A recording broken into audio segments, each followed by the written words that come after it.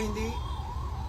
అందరినీ కాపాడాల్సిన పోలీసులు ఈ రాష్ట్రానికి దేశానికి రక్షకులుగా ఉండాల్సిన మంత్రులు ఈ రాష్ట్రంలో ఉండే మహిళల్ని భక్షిస్తుంటే మరి ఇది సరి అయింది కాదు, ఇది వెంటనే సమర్థనీయం కాదు. వెంటనే ఆయనను అరెస్ట్ చేయమని చెప్పి మేము డీజీపీ గారిని కలవటం జరిగింది.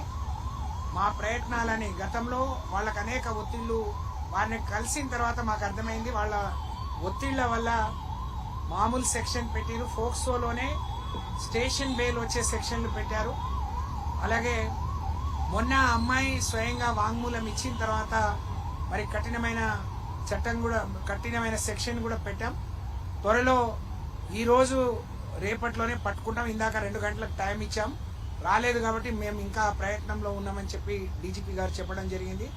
మేము విశ్వసిస్తున్నాం పోలీసు గౌరవం పెరగాలన్నా, పోలీసులకు ఈ రాష్ట్ర ప్రజలకు పోలీసులపై నమ్మకం విశ్వాసం కలగాలన్నా మరి ఈ పని మీరు ఎంత త్వరగా చేస్తే అంత మంచిది అని చెప్పి చెప్పడం జరిగింది.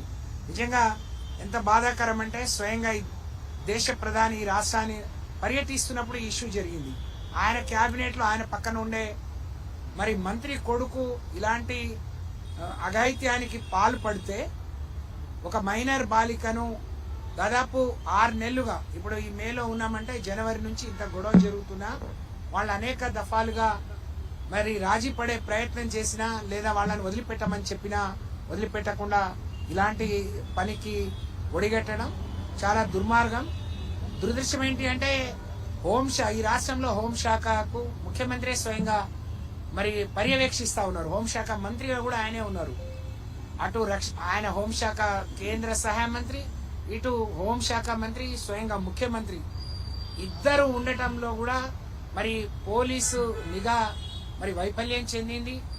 మన హైదరాబాద్ నడిబొడ్డులో మొన్న ఒక పోలీస్ ఐపీఎస్ ఆఫీస్ భార్య ఏ విధంగా చనిపోయిందో మనం చూసాం. మొన్న ఒక ఐపీఎస్ ఆఫీసర్ 3 గంటలు రోడ్డు మీద నిలబడితే ఎంతమంది మరి ఆకతాయిలు ఆమెను ఆట పట్టించారో చూసాం. ఇవాళ స్వయంగా మిట్ట మధ్యాహ్నం కరీంనగర్లో దొంగలు నిలువు దోపిడీ చేస్తుంటే కూడా మాట్లాడే పరిస్థితి లేకపోవటం, పోలీస్ వ్యవస్థ ఎంత నీరు గారిపోయిందో, మరి ఎంత చేతగానితనంతో వ్యవహరిస్తుందో మనం అర్థమైపోతుంది. ఇవాళ ప్రతిపక్షాల మీద బీఆర్ఎస్ పార్టీ నాయకులను అరెస్ట్ చేయడానికో కేసులు పెట్టడానికో మరి చూపించే శ్రద్ధ ఈ రాష్ట్రంలో జరుగుతున్న మరి పోలీసు నిఘా పెంచడంలో కానీ, అమ్మాయిలకు జరుగుతున్న ఇబ్బందులను కానీ, ఆడపిల్లల మీద జరుగుతున్న అఘాయిత్యాలను అరికట్టడంలో చూపిస్తే బాగుంటుందని మేము డీజీపీ గారికి చెప్పాం. తప్పకుండా వారు కూడా విచారాన్ని వ్యక్తం చేశారు. నిజంగా మరి ఇప్పటికే ఆలస్యమైంది, మాకు కొంత దొరకని పరిస్థితి, వెంటనే మేము అరెస్ట్ చేస్తామని చెప్పారు. మేము విశ్వసిస్తా ఉన్నాం. ఇవాళ అనేక సంఘాలు రోడ్ల మీదకి వచ్చి పోరాటం చేస్తూ ఉన్నాయి. కానీ కొంతమంది కళ్ళు మూసుకొని పరిపాలన చేస్తూ ఉన్నారు. ముఖ్యమంత్రి మాట్లాడు, పక్కనే ఇద్దరు కూడా గొప్పగా నవ్వుతా ఉన్నారు, కేంద్ర మంత్రి, రాష్ట్ర ముఖ్యమంత్రి. అలాగే మహిళా మంత్రులు అని చెప్పుకునే వాళ్ళు కూడా సిగ్గుపడాల్సిన సమయం.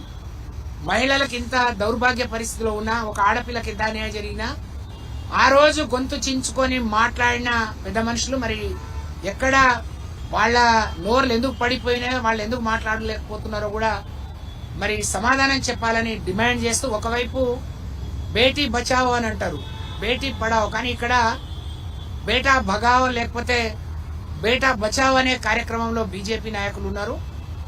బండి సంజయ్ ఇప్పటికైనా మరి చేసిన తప్పును ఒప్పుకొని పోలీసు వచ్చి నీ ఇంటి మీద పడి నిన్ను నీ కొడుకును అరెస్ట్ చేయకముందే ఎవరైతే వాళ్లకు వకాలత్తు పుచ్చుకొని మధ్యవర్తి బ్రోకర్గిరి చేయడానికి పనిచేసిన సంగప్ప లాంటి వాళ్ళు మళ్ళీ మీ మీద అరెస్టు రాకపోతే ముందే మీరు పోలీసులకు లొంగిపోవాలని చెప్పి, నిజంగా మీకు ఈ వ్యవస్థ పట్ల గౌరవం ఉన్న, సమాజంలో మీరు గౌరవంగా బతకాలన్నా వెంటనే మీరు లొంగిపోవాలని చెప్పి, స్వచ్ఛందంగా లొంగిపోవాలి, సమాజానికి సందేశాన్ని ఇవ్వాలని నేను డిమాండ్ చేస్తూ, మేము డీజీపీ గారిని కోరినట్టే సిపి గారు కానీ మిగతా అధికారులకు ఆదేశాలు ఇస్తా అన్నారు. వెంటనే వాళ్ళని పట్టుకోవాలని, లేని పక్షంలో ఆ బాధితురాలికి న్యాయం జరిగే వరకు, మహిళలకు నమ్మకం విశ్వాసం కలిగించే వరకు కేసీఆర్ గారి నాయకత్వంలో బీఆర్ఎస్ మహిళా నాయకురాలందరం రాజీ లేని పోరాటం చేస్తామని చెప్పి ఈ సందర్భంగా తెలియజేస్తా ఉన్నారు. ఒక్క నిమిషం